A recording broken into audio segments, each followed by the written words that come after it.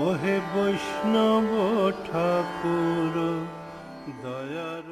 I'm here with Rasik Mohan, and we're going to be talking about his life as a monk, a devotional monk. He's been a monk his entire life, which is really extraordinary.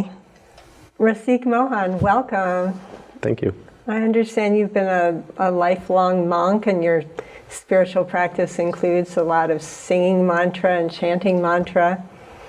I'm a therapist, so I looked it up, and it turns out there's a lot of research supporting that chanting mantra is really good for mental health also. And like the University of Pennsylvania and University of Virginia did a study, and they found that it helps people have less depression, less anxiety, more happiness, and even help with chronic pain. And the Veterans Administration also did a study with their mantra repetition project, and that was the more individual chanting, and they found that for the chanters, they had more of a reduction in their PTSD symptoms. So this is interesting, and it makes it curious to know more about the mantra you mostly chant. Thank you. Yes, that's a great point about the power of mantra meditation and chanting. There was a 2018 study published in the National Center for Biotechnology Information with the National Health Institute that showed a reduction in symptoms of stress and reduction in depression as well by chanting this Hare Krishna mantra. More effective than chanting just miscellaneous Sanskrit sounds. And there was a study in the Clinical Journal for Diagnostic Studies, the Journal for Clinical and Diagnostic Studies, that showed, it was a study done for nursing professionals who had severe to moderate stress symptoms and other issues. They have plenty of stress these days. Yeah, yes, especially with COVID. So it was shown to significantly reduce cortisol levels, as well as to improve various cognitive functions. And it was shown that just by chanting this mantra for 20 minutes a day for 45 days, it had great benefits for them. So we see how mantra chanting, and specifically the Hare Krishna mantra, can be beneficial for people in their lives to deal with anxiety and stress and depression that we know is affecting a lot of people today. What does the Hare Krishna mantra mean? What can you tell us? Yes, for myself, I've been practicing this mantra since I was my earliest memories. My mother would have me chant before I would go and play with my friends. At least one round, we chant on beads. We see many traditions, Catholics and different Christian denominations and Islamic groups also chant, as well as Buddhists and others. And this mantra is specifically a call to, in our tradition, we understand, and generally in the Vedic tradition, that God is not just masculine, but equally masculine and feminine parts of the Supreme Whole. So it's a call, a chant calling out to them, a prayer to them, Radha Krishna. Krishna is the all-attractive, very beautiful, and Srimati Radhika is his beloved, his eternal part. And so we're calling out to them, Hare Krishna, Krishna Krishna, Hare Hare, Hare Rama, Rama Rama, Hare Hare. People say, why do we chant this over and over? And one of the sweet meanings behind it is that it greatly pleases, because they're what we call the divine couple. So to please Radha most, we chant Krishna's names. To please Krishna most, we chant Radha's names. And so we chant their names. And it's also a way to establish our relationship with them, understanding that the soul is also divine, understanding all beings, all living entities have a divine spark within them. And so mantra is really a means of, first of all, like freeing the mind of its entanglements and stress and anxiety, mantra iti mantra, as well as awakening a divine relationship with, the nature of your soul, understanding your spiritual identity, self-realization, and God-realization.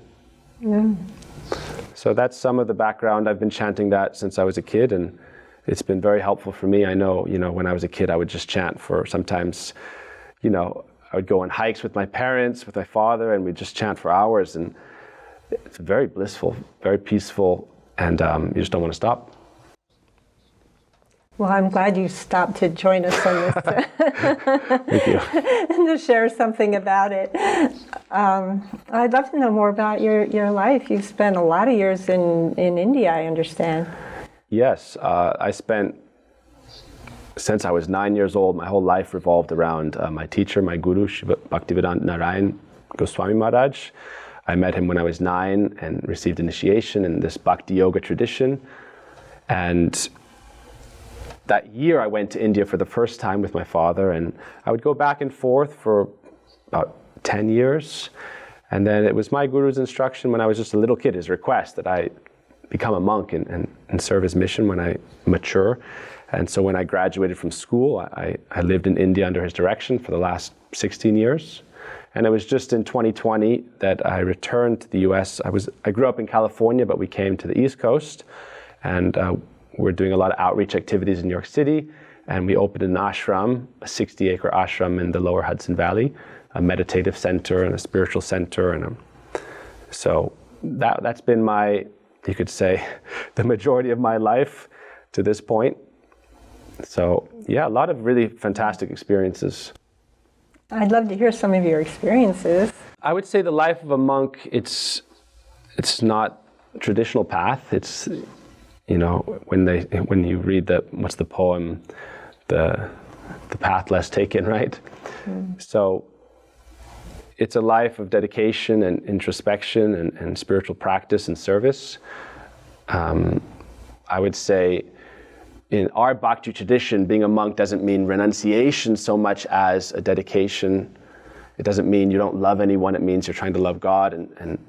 And our mission is called Bhakta Bandhav, which means try to be a friend or a servant of God. And that when you're serving God and becoming his devotee, you can really love all and serve all beings, understanding that they're part and parcel of him. And so that's a title given to our Gurudev, and we try to serve with our life energy. It's not so much, renunciation is a part of it, but a larger part of it is the mood of dedication and service in devotion, which is what bhakti means. And so that's something that everyone can do in their life. Nowadays it's popular, the ideas of, okay, what are the benefits of monk life, even if it's for a week or for a month or some time of the year. There's so many benefits. But for me personally, it was just a very magical experience. Anyone, who's traveled to India, I'm sure, to the holy places has had different magical experiences. For me, just meeting my guru, and he was himself a very, very amazing personality. He was at that point a sannyasin of almost 60 years. He was at that time almost 80, but he had been a sannyasi for so long. And he just had this, more than just charisma and sweetness and affection, you could just tell he had this spiritual depth and a well of not just knowledge, but practical experience. And he really could open up a window to a higher realm. And so we would have week-long seminars quite often in California and around the world. He traveled the world 32 times doing week-long events and sometimes longer events. And so I would go to those, and very transformative experiences. When I was just a boy, he was asking me to be a monk, and it's a difficult thing, especially as a boy. I was thinking, I'll be a firefighter or something that boys think of, firefighter, athlete, or writer or something. But he wanted that for me, and it was really the chanting of the mantra and hearing his talks that really helped give me the strength, and actually transformative spiritual experiences that are something that's available to everyone if they take up this practice to whatever degree they can, even a little bit of the time in the day. We spend so much time in various activities and pursuits, but we should spend a little bit of time in ourselves. That's what spiritual life is all about. We work hard, we go to work, we have careers, we have family responsibilities and relationships, but just to spend some time on our own path and our own growth, Our mission statement is to serve people on their spiritual journey, to really help them grow and realize those things that benefit them beyond just the day-to-day routine activities of life. So for me, I got a first-hand experience of a lot of those things living in India. We had such magical experiences, especially in charity work and serving food distribution. One of the times every year we would do this festival for Krishna's birth. Janmashtami is a day that we fast, and the next day, because he was born at midnight, the next day we celebrate and we have a feast, and we would feed 20,000 people, ourselves cooking and distributing the food from morning to evening. And it was just such a blissful thing. Even being a volunteer, you're not getting like paid for it, but you're not seeking that, because the very act of service is its own reward, and it's a very blissful experience. So.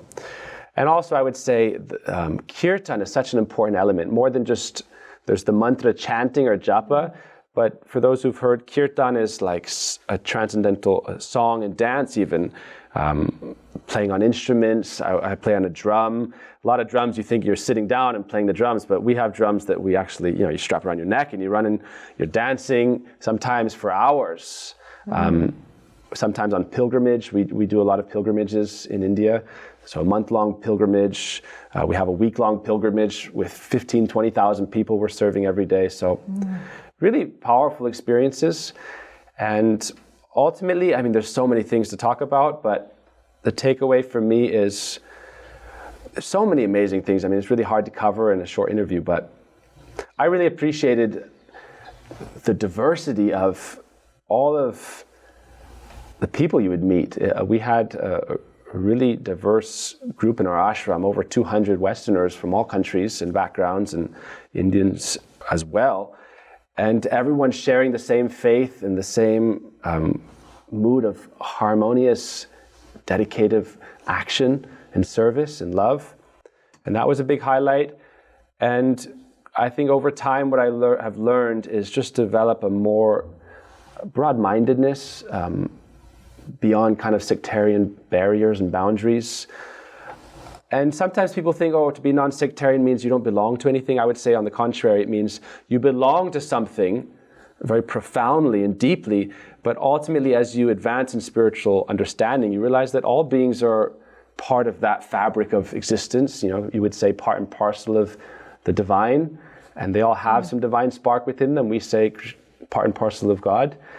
And so you learn to honor and respect all and feel that all people are your family. That's what I would say being a monk is about. It's not giving up your family, it's embracing the whole world as part of your family, beyond blood ties, you could say, but a spiritual family. And we need more of that. That kind of tolerance that would help so much with the conflicts we see in the world, and so much going on around superficial things like skin color, and you really help to see how everyone really is equal as a spiritual being. It's very important, and I would say tolerance of others of many kinds. And one of the ones we see nowadays that's such a big issue for people is disagreements over whatever kind of issue is trending in the day. And my mood and our understanding is that we can disagree with people while still having affection for them.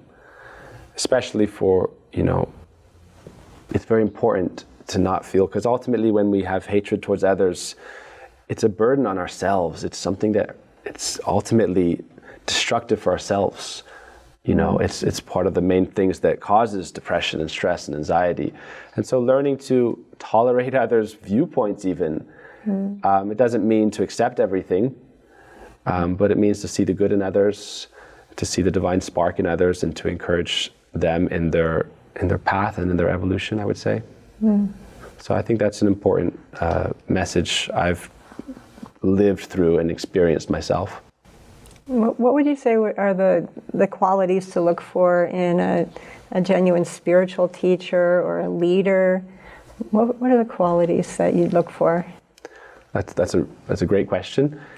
There's so many qualities, and every spiritual tradition has different teachings and philosophy.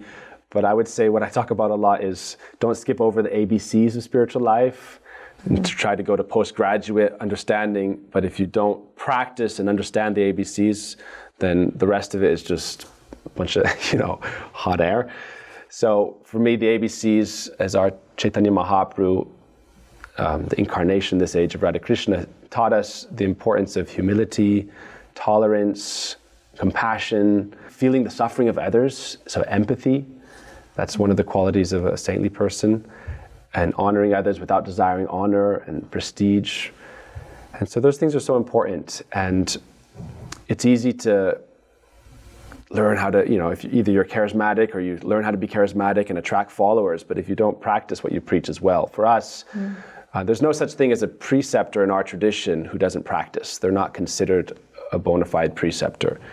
It's said that if you practice what you preach, then you can actually properly preach, otherwise you'll end up usually being a cheater. And so I think about that a lot. It could solve a lot of problems in the world if the leaders, whether politically or spiritually, follow what they preach, which is usually, they talk about compassion and kindness and those sorts of things, but trying to embody them. And I think what helps to do that is to have that mood of being on the journey ourselves, trying to advance spiritually and embody those values we teach others. Are you, I know many spiritual people are vegetarian. Are you vegetarian also? Or? We do practice nonviolence, and that includes, yes, being vegetarian. And we say there's many kinds of violence, and so we try our best. But we say generally, honor all beings, knowing that there's some spark of divinity within them, and ultimately try to offer everything to God. And so we eat what God likes. And so because we worship Krishna, he is, very sweet and prefers things like that. Yeah. So we do practice that, and there's so many things to talk about, but I would say more and more we see the need today for tolerance of different ideological viewpoints, as well as just different kinds of people are there. Rather than homogenizing everyone into one kind of thing or one category, I believe the world is better for diversity and variety. And so to actually celebrate that variety means to accept a variety of viewpoints as well. It doesn't mean that everything is the best or perfect, but to try to focus on our own spiritual development and help others genuinely, and be more of a seeker and a student. I think sometimes in spiritual life, or even in worldly life, we start to consider ourselves prematurely wise, you could say. Like, I'm wise in this and wise in that, so I can decree upon this and decree upon that. But just to be a student of the world, and you could say to ourselves, try to advance and learn and study and live through compassion. We talk a lot about philosophical viewpoints, but I think we need to talk more about how to treat each other, what we call in Sanskrit sadachar, how to behave with one another as human beings and as caretakers of this earth. I think that's such an important thing. We're talking about the next life, and we're talking about going off planet, but what about just what God's given us here? And human beings especially are meant to be caretakers of the planet, and being more evolved than lower creatures, we should consider ourselves like parents and show love and affection and care for others. So there's so many practical lessons we can try to live through, live with, and try to embody. And it's such an important thing. And so we have an ashram in New York, 60-acre ashram we're developing, trying to develop a permacultural center, a yoga center, a bhakti, and meditation, and just a place where anyone can come. It's not everyone can go to India, but really for me it was that we're trying to create a place, a place of pilgrimage and a place of acceptance and tolerance for all here in the US. And New York from New York, we also want to spread these teachings. Our Chaitanya Mahaprabhu would say this message should be given to every town and village, every town and city. So New York is a good hub for that to start. New York City is a place where you could say almost every place is represented. That's why it's a very special place. So preaching from there, we want to spread our message of tolerance and love, and also, genuinely making efforts to grow in our spiritual life, understanding that, we live in a temporal reality, but there's some spiritual quality within us that is what we call, sanatan, eternal. And so trying to reach and realize that essence. And that's why the mantra meditation is so important as well. Well, if people are interested, how do they get in touch with you? How do they find your center, connect with more of your teachings? They can follow me on social media as Rasik Mohan on YouTube. We're just starting up a new podcast that I'm just going to be starting soon called Transcending the Trend. Oh, that's a great name. Talking about prominent social issues, but kind of trying to help people go above them or realize, not to ignore them, but to try to understand why they're such a popular social topic and understand what is the deeper significance behind these things, and ultimately how can we learn from them and how can it benefit us beyond just the noise of everything that's going on in the world. What's it have to do with me? And addressing those things and ultimately transcending them, hopefully. The ultimate destiny of the soul is transcendental beyond this material experience. Well, thank you for your insights and your inspiration. This has been enlightening. I can feel a spiritual presence just being in your presence from all that chanting you've been doing.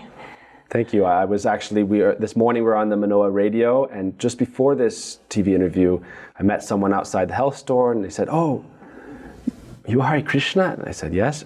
"I heard you on the radio this morning." I said, "That was me." They said, "Thank you so much." It's really bringing up you could say, the spiritual resonance of the area. So that's one of our services we do. People have been wondering where the Hare Krishnas are, because you're not always dressed the way you're dressed right now. It's not as easy to find as like 60s, 70s. We're out there. Welcome back. Thank you. Thank you for having me on your amazing television station. ওহে বৈষ্ণব ঠাকুর দয়ার সাগর এ দাসে